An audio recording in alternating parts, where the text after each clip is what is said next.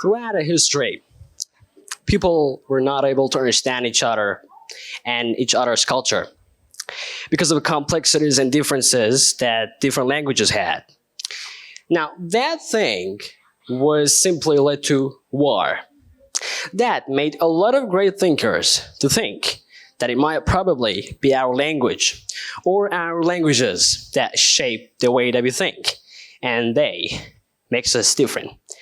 And they end up having different answers for this question, which is, do the languages we speak shape the way that we think?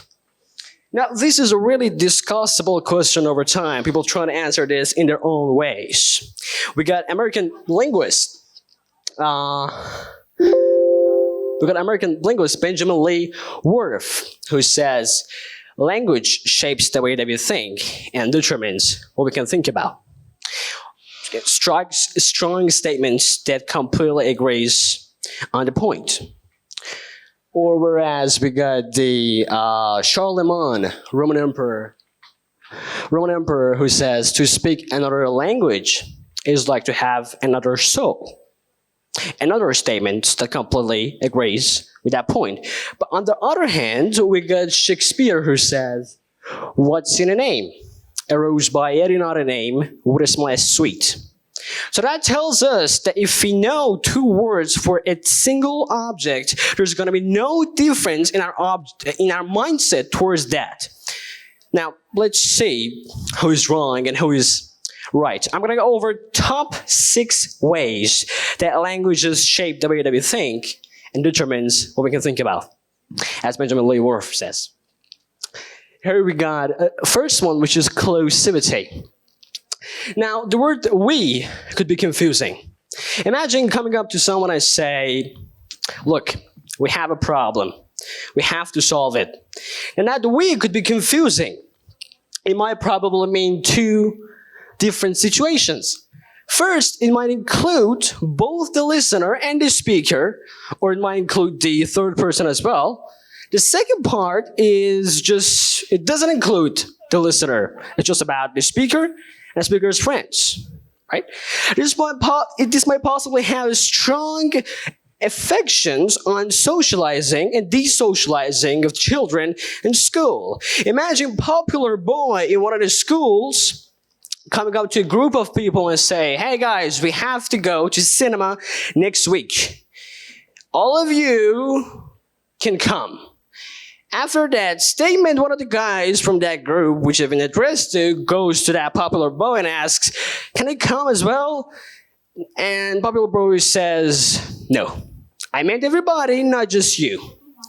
And you know that negative affection that it has on the child that asked that popular boy is going to make his life completely different. Now, in some languages, like some languages which are spoken partly in India, in this area, which are called Dravidian languages, there are totally different words for we, depending on speaker's will of including or excluding the listener. They're not just these Dravidian languages, but also one of the dialects of Chinese in Taiwan, and also Austronesian languages in the Pacific Ocean. Next one is time independence.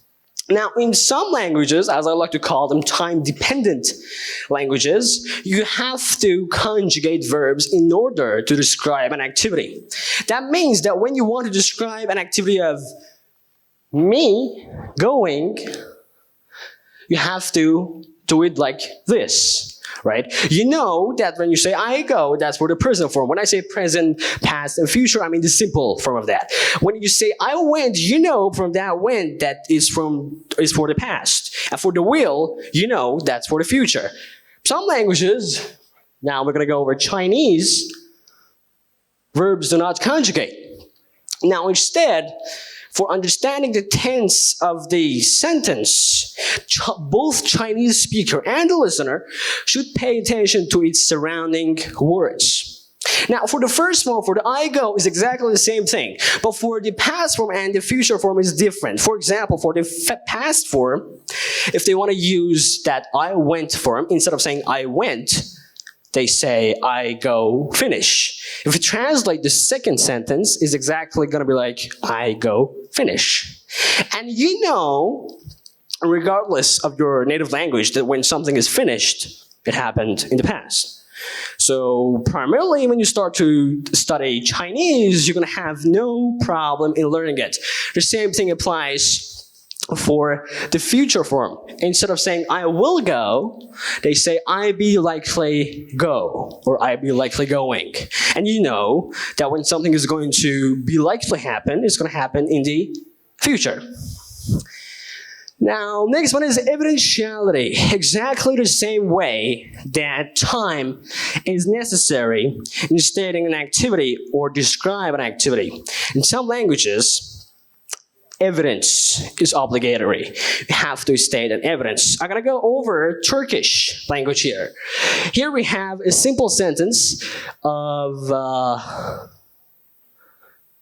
babam geldi. My father came, right? You could possibly use two different situations, whether you saw the action of coming of your father or not saying it. If you didn't see the action, use gelmiş at the end of that, which that ish is your evidence.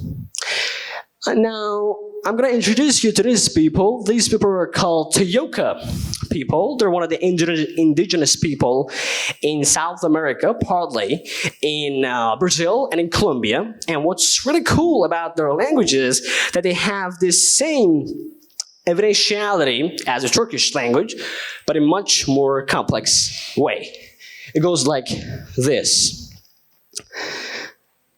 For a normal speaker of a normal language, like me and you, when we wanted to describe a sentence like this, like the first one, there was an accident. We just say that and then that's it, we're done, right? We could possibly add something to there was an accident, like I saw it, but it's not a requirement. But if a speaker of that Toyoka tribe in South America that I just showed you wanted to describe this accident in their own language, instead of saying this sentence much simple, they're gonna be like, there was an accident and I know it because I heard it from my cousin and he knows it because he heard his sounds. So a simple sentence like this is gonna have a much more complex way of being in the speaker's minds of that language. Now, next one is gender differentiations. Now, this has been so much studied that even we had different TED Talks for it before. Now, Professor Brzezinski describes this as this form. If you have a single object in two different languages, if you ask these two speakers of these two different languages to describe the same object, all right, here we have chair, they're going to be like having the different attitude towards that object depending and according how their language requires them to do so. Now, here we got German form of the chair, which is der Stuhl. Der is the form that shows the masculine form of the chair. So when you ask, how would you describe chair, German speakers will be more likely to say chair are more strong. They're unbreakable, right? But for Spanish speakers, which is la silla, la is the form of saying that something is feminine. They're more likely to say that chairs are beautiful, right? They're lovely, instead of saying that it's hard or it is unbreakable. Now, for seeing the actual effect of this gender differentiations, you can read the story in the Old Man and the Sea. The story of this book is about a man, a fisher, who was cursed. He was not able to catch any kind of fish in the past 3 months. So the people of this village that he was living in told him that you're cursed. Now, this actually was published originally in English, but the state that this situation is happening is in Cuba. So the language that the man is speaking is in Spanish. You see, the word sí, the sí, in Spanish is la mar. Again, la is the form of saying something is feminine. After seeing the harsh, the hard, the eneminess, the really tough face of the sea, the fisher was not able to use the feminine, the lovely form of the sea anymore, but instead he changed la mar to el mar. Now you see, el is the form of saying something is masculine in Spanish. Even more interestingly, some languages don't have any kind of genders at all, like all the Turkic languages or the Persian language. So for a person like me who speaks predominantly Azerbaijani and Persian in home, nothing really has gender characteristics for me to describe it. Next one is linguistic typology. Now, if I ask you to read this, there's no way for you to get it right at first place. There's no way. Unless you're a genius or you have experienced that before, because it's the longest word in English dictionary, right?